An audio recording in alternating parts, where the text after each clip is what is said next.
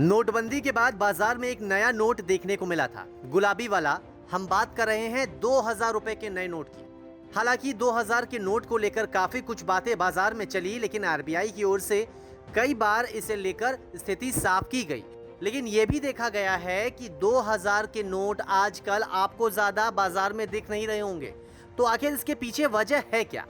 RBI की ओर से जारी वार्षिक रिपोर्ट को देखने से पता चलता है कि रिजर्व बैंक ने धीरे धीरे 2000 के नोटों को सिस्टम से खींचना शुरू किया है।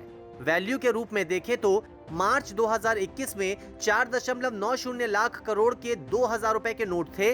वहीं मार्च 2020 में 5.48 लाख करोड़ रुपए के 2000 रुपए के नोट थे। हालांकि एक बात यह भी साफ है कि रिजर्व बैंक ने 2000 के नोटों पर कोई प्रतिबंध नहीं लगाया है, कोई रोक नहीं है।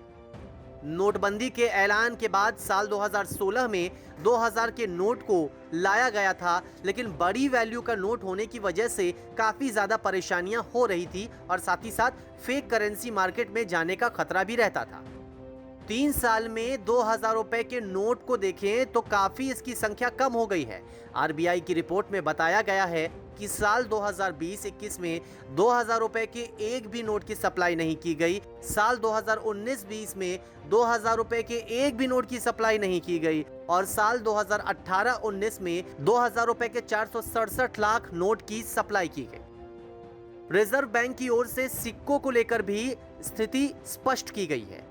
साफ तौर पे बताया गया है कि अभी बाजार में 50 पैसे, 1 रुपए, 2 रुपए, 5 रुपए और 10 रुपए के साथ साथ 20 रुपए के सिक्कों का चलन है। ये बाजार में बंद नहीं हुए हैं, रिजर्व बैंक की ओर से इन्हें जारी किया जाता है। यानी कोई भी 50 पैसे या फिर 1 रुपए का सिक्का लेने से इनकार करता है तो ये पूरी तरह से गलत है। न्यूज़ तक ब्यूरो।